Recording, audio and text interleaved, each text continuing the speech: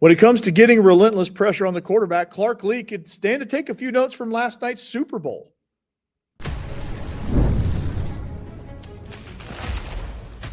You are Locked On Vandy, your daily podcast on the Vanderbilt Commodores, part of the Locked On Podcast Network, your team every day. Happy Super Bowl Monday. Welcome into the Locked On Vandy podcast on the Locked On Podcast Network. I'm your host, Corey Burton. Thanks for making Locked On Vandy your first listen each and every day. We are free and available wherever you get your podcasts and on YouTube as a part of the Locked On Podcast Network, your team every day. Today's episode is brought to you by FanDuel. Right now, new FanDuel customers can get $150 in bonus bets if your first $5 bet wins. And hope you won all your bets on Super Bowl last night. I for sure did not. More about that later. So, baseball season is drawing closer. The team is starting to kind of take shape a little bit. They're having some more scrimmages. They're getting ready for opening day. How do they look? The basketball team had a huge victory in a must-win scenario. How did that happen? How can they take that on the road? What does that do for their tournament chances? It's got to be pretty good for their resume. But first, after watching Super Bowl 59, congrats to Oren Burks and Kari Blasingame, by the way. Clark Lee hopefully learned that relentless pressure can affect offenses, and you don't have to send fancy blitzes all the time. And so hopefully that was good. So in watching that game last night, I gathered a few things from that game. For one, Philly's defense, that's the best I've ever seen them. Like, that was probably the best game plan, relentless pressure. I mean, those guys won their one-on-one matchups. They were able to do some things that really affected Kansas City, and they didn't have to blitz a ton.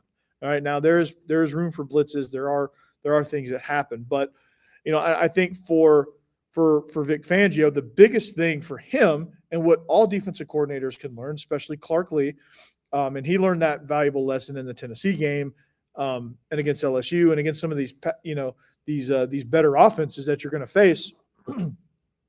Getting pressure and understanding situational pressure, which is, I think Clark Lee does a really good job of doing that for the most part. I think he gets conservative at times as far as like trying to bend but don't break. But I think what Philly showed that you can do is you can keep the foot on the gas pedal and you can bring that heat every single play without having to bring 6-7 guys every time to do so. And they were able to clog up passing windows, and they were able to get to Patrick Mahomes. Now, I will say this. They do have superior athletes. That's probably the best defensive line personnel in the league, with Nolan Smith, Jalen Carter, Brandon Graham, Josh Sweat, that whole thing. So, yeah, they do have elite personnel.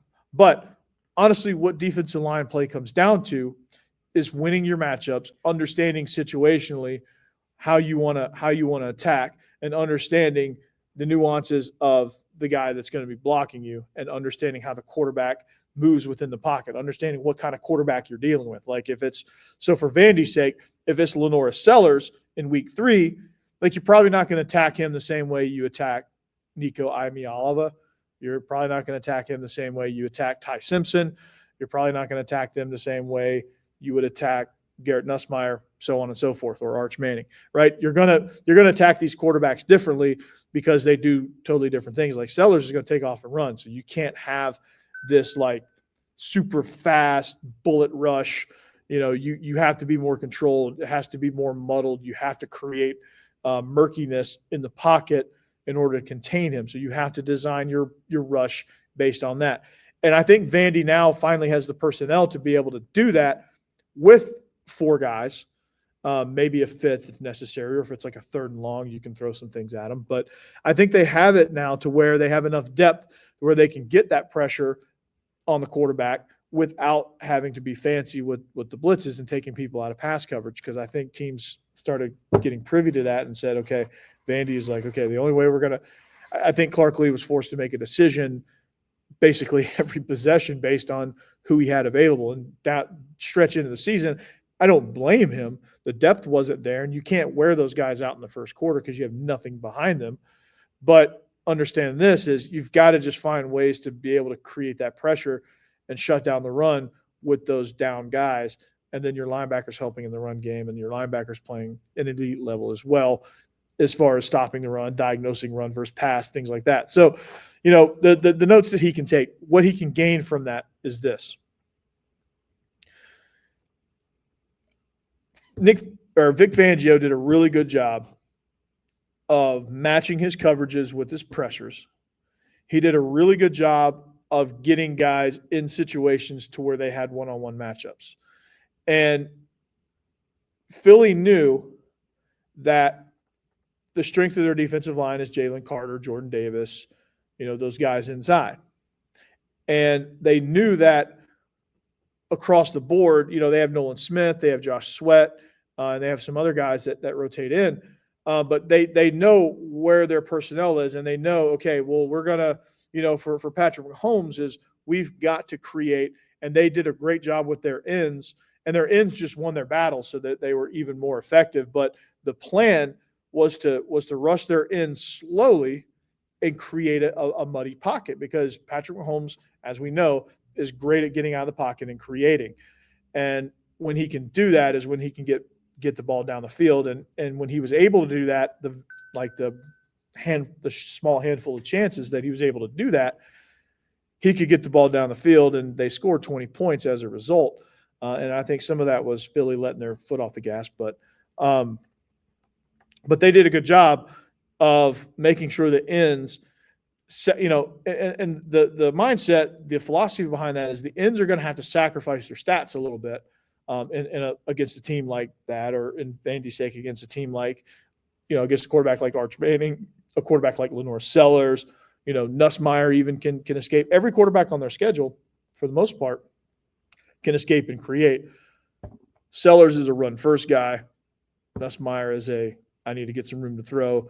Nico is kind of a little bit of both, and if you can get pressure on him, if you can create a muddy pocket, he hasn't shown yet that he can deal with that. Against, in the bowl game and against Vandy, he had cleaner pockets, and he was able, or not in the bowl game. In the bowl game, they harassed him all night long. I apologize for that. Ohio State harassed him all night long, and he couldn't do anything, right? Relentless pressure. Now, when you have guys, when you have certified ballers, you can do that. It's easy to say if you're Ohio State. It's easy to say if you're the Philadelphia Eagles. And the Eagles' talent is relative to the NFL. Everybody's good. They're just one notch above. And coaching does matter. And they got elite coaching. They won the coaching matchup between Vic Fangio and Andy Reid. They dominated that coaching matchup. And Sirianni, all he had to do was just watch his offense feast. And their offense wasn't exactly rolling early in the game. Kansas City's defense played well early on. They just got tired because their offense couldn't do anything, and they were just out there. So, but what happens is this: they keep getting pressure. They keep frustrating the offense. They keep frustrating Kansas City's offense, and then as Philadelphia is going, they might be struggling, but they're eating clock. They are moving a little bit more methodically, and they are waiting to catch on. And they finally catch on because the defense, this is part of also complementary football. This is another note that can be taken, like how important complementary football is. And I think Vandy understands that, because that's kind of how they play. That's their philosophy is, hey, we're gonna play complementary football here. And that's going to be our main focus is offense has got to take care of the defense so that the defense can take care of the offense when they need it, right? Because against Alabama, the offense took care of the defense because Alabama kind of had a really good game plan against them, and they were able to hit a few things because they were still a little bit hot from the Georgia game. And so Vandy's offense took care of that and said, hey, we got you, and they went score for score with Alabama. Now against Auburn, on the road, defense was like, hey, we got you.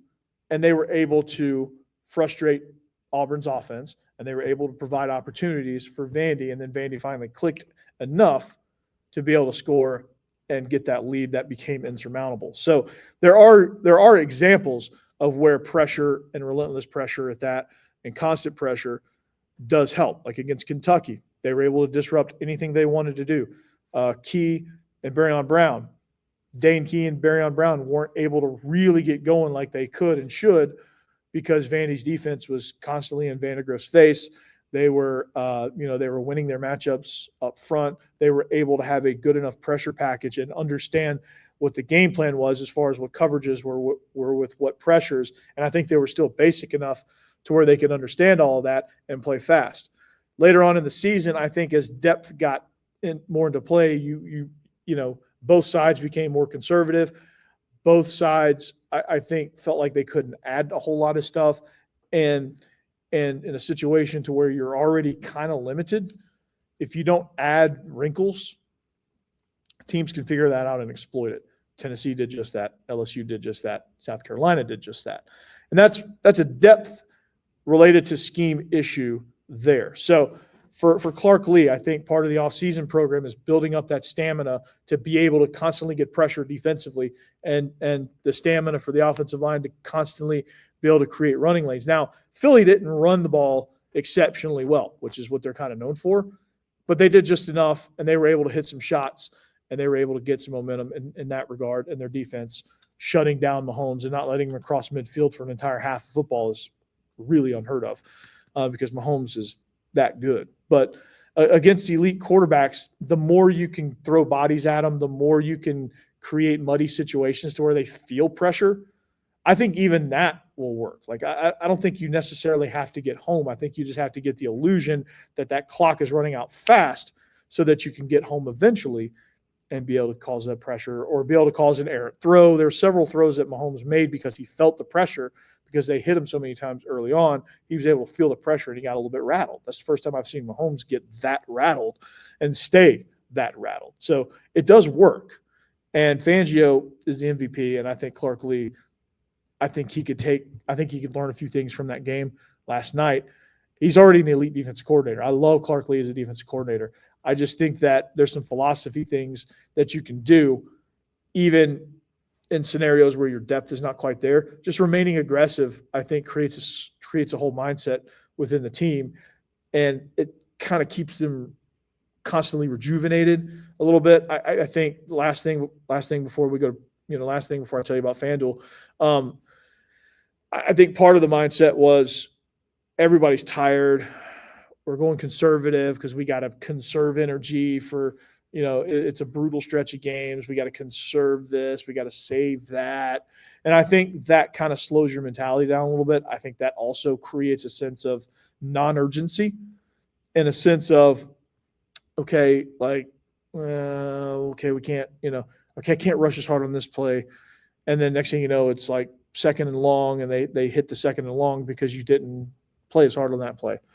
So it's just trying to say, okay, we're going to go lights out, pedal down, and if we lose because of that, so be it.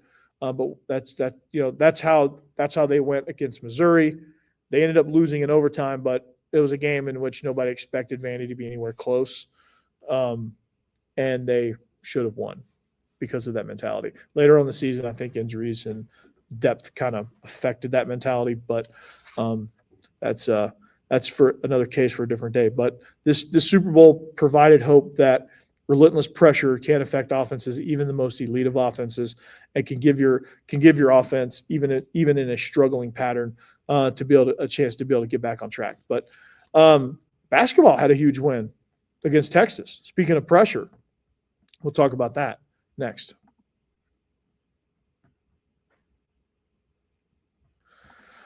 All right, first, it's all about FanDuel. Yeah, when the game tips off, the NBA action is just getting started, and there's no better place to get in on that than FanDuel, America's #1 sports book. Because with FanDuel, you can place live bets throughout the game, so even if you miss the opening tip-off or want to bet on the fourth quarter comeback, you can stay in the action. And if you're looking for a bigger payout, you can even combine your bets into the same game parlay.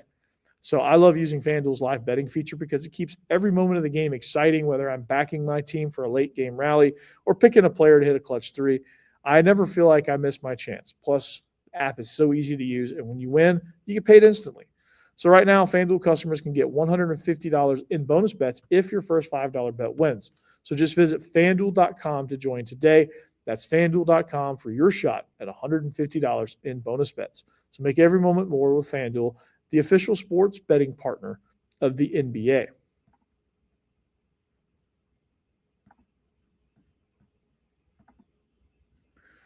All right, thanks for making Locked On Vandy your first listen each and every day.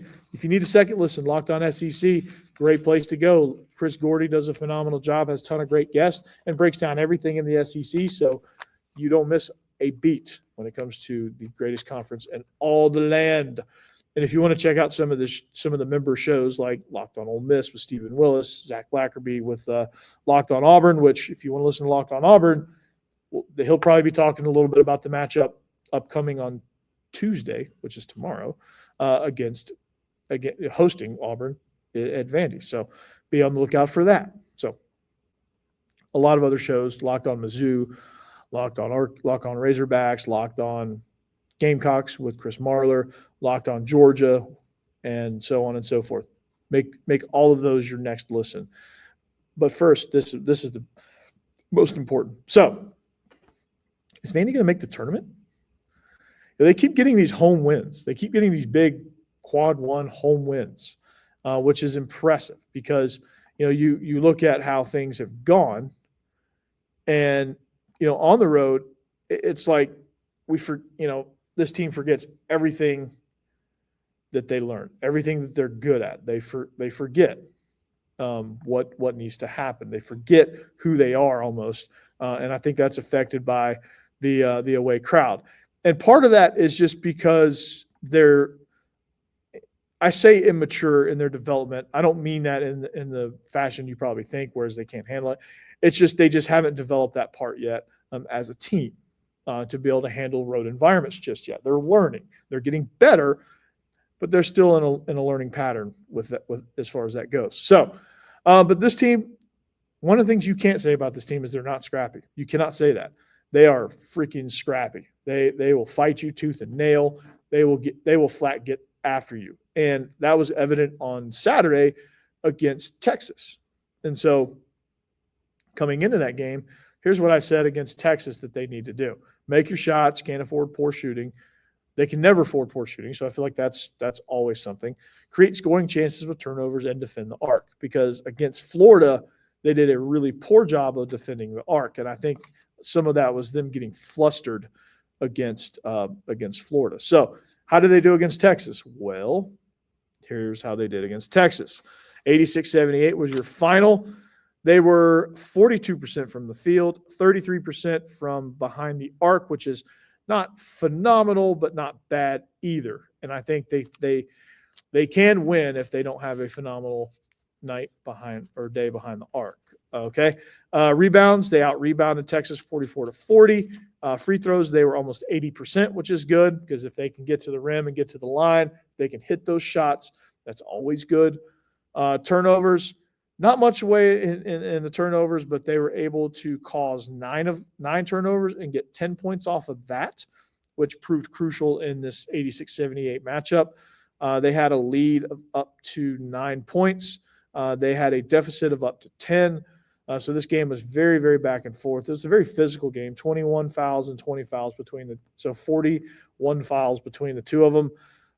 They had 38 points in the paint, which leads me to believe that they're getting to the rim and they're getting chances, which means also ball movement is good. Leading scorer with 18 points, Jalen Kari. Also, Jason Edwards had a phenomenal night, and Tyler Nickel as well. He scored 17, and he was 4 of 7 from behind the arc. So maybe he's developing into a three-point shooter.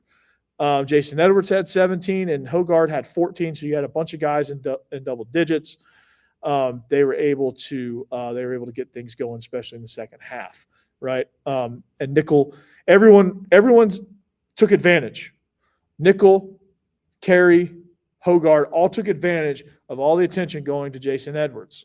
Because every team that comes in or every team that plays against Vanderbilt, how do we stop one? That's their goal. Stop one. All right. Because the other guys, they can't shoot and they can't score consistent enough. Stop number one. That's the game plan against Vandy. Until they prove otherwise, that is it. And so at home, they're able to make them pay for that. Right? Jalen Kari, Tyler Nickel, AJ Hogard, even Tyler Tanner. They're able to make them pay for that situation. All right. And Defensively, I thought they had a really good game plan. Trey Johnson had 15 points. Arthur Kaluma and Caden Shedrick both had 12 apiece for Texas. But I think down the stretch they were able to make the stops when they needed to, and they were able to hit the shots when they needed to. So that's a very, very, very good thing here. All right. So with this team, it's a special team, and this group, if they make it to the tournament, which it's not a guarantee, but if they make it to the tournament, this would be probably the biggest turnaround in Vanderbilt basketball history, I think. And some of you Vanderbilt basketball historians can jump on that stat if you'd like. Tell me if there's a bigger turnaround somewhere in the history of Vanderbilt basketball. But going from dead last, laughing stock, single-digit wins to NCAA tournament bid, pretty wild. But again, it's they're 31st in KenPom, projected a 10 seed by Joe Lunardi. If they can keep winning, if they somehow figure out a way to get this Auburn win, I think with 3 top 10 wins, I think they'll be in, right? So some of the issues for Vandy basketball, not having a big man, Jalen Kari took care of that. And I was very impressed with Jalen Kari. And I thought he was going to need to play taller than 6'8". Sometimes like you get guys like, and I'm going to use NBA players here because they play at the elite level. And Charles Barkley's a Hall of Famer. He's only 6'5", and he played power forward in the NBA. And it's not quite the Redwood Forest League that it is today, where everybody's 6'8" and above. But it still had a ton of size. And he was one of the leading rebounders for his entire career. And he played on the Dream Team, and he did a lot of things. At 6'5", he was the round mound to rebound. He's not an athletic specimen, but he was able to do these things at 6'5" because he understood positioning, and he understood some of the things physics-wise that he needed to play like he was 6'10" at 6'5". Jalen Kari, same way. Dennis Rodman, 6'7". He plays power forward. He's a rebounder. He understands rebounding. He understands post play and leverage and all that stuff. If you're going to play 6'8" in a position that requires you to be 6'11" or 7 foot, you have to understand, and you have to be smart. You have to understand physics and science and all that stuff, and how to play the game within the game, as far as getting yourself in positions to where you can get second chance points or defensive rebounds or key blocks, or you just got to you got to be a little more. You got to have a little more ingenuity about you if you're going to play at that position. And I think Jalen Kari is proving that. I think he kind of struggled with that early on because it's not a bad, it's not an easy thing to accomplish and to understand when you haven't really had to do it. Same with Devin McLaughlin. I think they're starting to kind of understand their role as a smaller big man. And so that's kind of been one of the main things and one of the main reasons why they're able to do what they need to do. So they just need to keep playing like this. Against Auburn, they just need relentless pressure. They need, Auburn's like the number 1, number 2 team in the country. There's nothing to lose here. All right. And I'll do a more in-depth preview, but in order to keep this thing going, just throw it all out there, man. Just what do you have to lose, right? If you're going to get ran out of the building, you're getting ran out of the building regardless, right? So why not do it playing super aggressively and moving the ball around and getting to the rim and things like that? Because when you do that, that's how you beat Kentucky. That's how you beat Tennessee, right? That's how those wins happened, as they played with that type of identity. And I think this team will, because they're gritty and they're tough. I think they will play with that, but they just got to continue to do that. They got to do that on the road too, which is, I think they lose their identity on the road a little bit. So if they can go on the road and play in that manner, they'll be hell to deal with. So, but anyway, before we wrap up the show, baseball is getting closer and closer and closer. Excuse me. Get excited.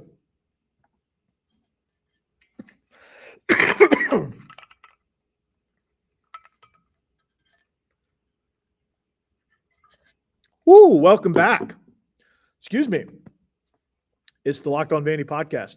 Follow me at Locked On Vandy on all social media platforms, and make sure you like and subscribe to get those updates, just to follow along. Give me feedback. What do you want to talk about? What do you want to cover? as a listener. What do you want me to cover, right? I'll be glad to cover it, no doubt. But baseball's starting to round out a little bit. Baseball is getting into action, getting into the swing of things, pun intended. They had a scrimmage and they're getting some things done. And I think, as you go, you start to kind of look for, and pitching's always going to kind of dominate it in these early season things. So you have to kind of take that for what it is. But I think, when you look at how these things are going, you got to look at, is McIlvain, something, is he going to be the ace? Like, I think people are expecting him to be the ace, or Boker. Is he, what's he going to do? That's kind of like the ace matchup, McIlvain versus Boker. And, Boker allowed 5 hits through 3 innings, 1 run allowed, so scattered. That's going to happen in college baseball. McIlvain, 6 up, 6 down, first 2 innings. He unraveled a little bit, which is a little concerning, but, in a scrimmage situation, you can kind of work yourself out of that. That's good for the bats. Like, you want them to, with these scrimmages, like with football, you want the offense to get a few shots. You want the defense to get a few shots. You want it to kind of be a wash. And I think in this scenario with McIlvain's outing, it's kind of a wash, right? And some of that is because these guys know the pitching. Some of it is just, it's early and you don't quite have command of the lineup, multiple times through. But his first 2 innings of work was outstanding and showed how dominant he can be. And he'll get command. He'll get the stamina. He'll be able to work through lineups. And so I'm not quite as worried. I just want to know that his stuff can get people out, right? I want to know that I want to know what his out pitch is going to be, because in a scenario where guys don't know you can really pound the zone with your out pitch, and you can really get some guys out, and it's very demoralizing for another team. Now with Vandy, they've got some good hitters as well. RJ Hamilton is going to be a really good, slap and run the bases guy. He's given up 3 runs. But Holcomb, Rose, guys like that, those guys are going to be expected to be the power hitter guys. Vastine is somebody that, as long as you see them putting the ball into play and not striking out, that's a little bit more encouraging, right? And so that's what you kind of want to see. You want to see them putting the ball into play and understanding their approach at the plate.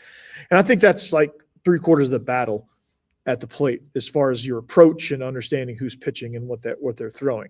Like the first time through, if you're not flailing at the first pitch all the time, when you understand how pitchers want to attack you, it's going to make your approach a little bit more successful, and you're going to have a little bit more probability of being able to get a hit, because you can understand situationally different counts, how this pitcher is going to get out of these counts. Like how 3-1 is vastly different from 0-2. Like, what's going to happen. Bowker was smooth as well. So I think there's a lot of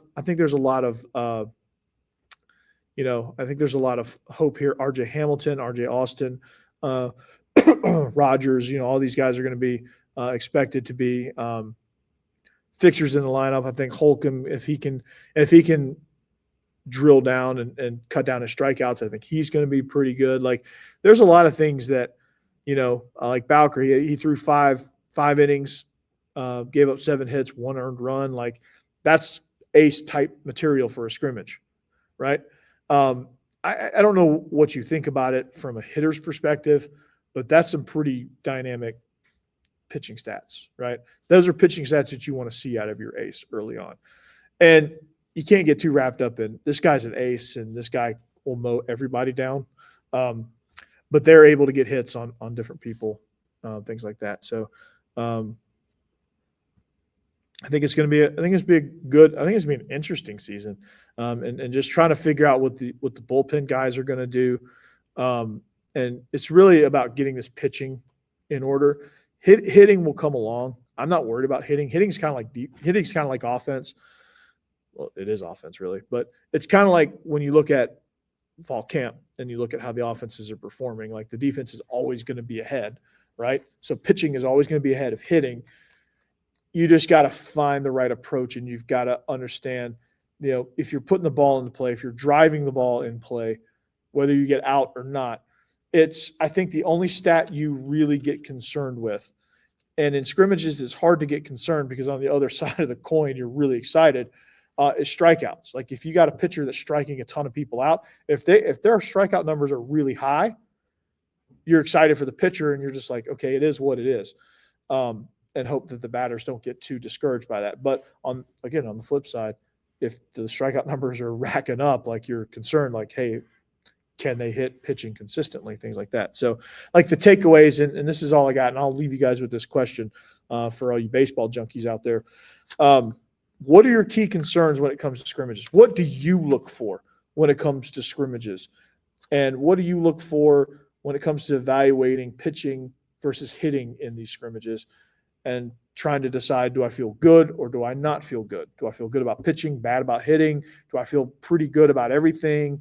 Do I feel really good about a certain player on either side of the coin? How do you guys react to that? I'll let you go on that. Think about it, comment, and we'll get those answered. But that's all I got. Locked On Vandy. Make it your first listen. And if you already do, thank you. Be a friend, tell a friend.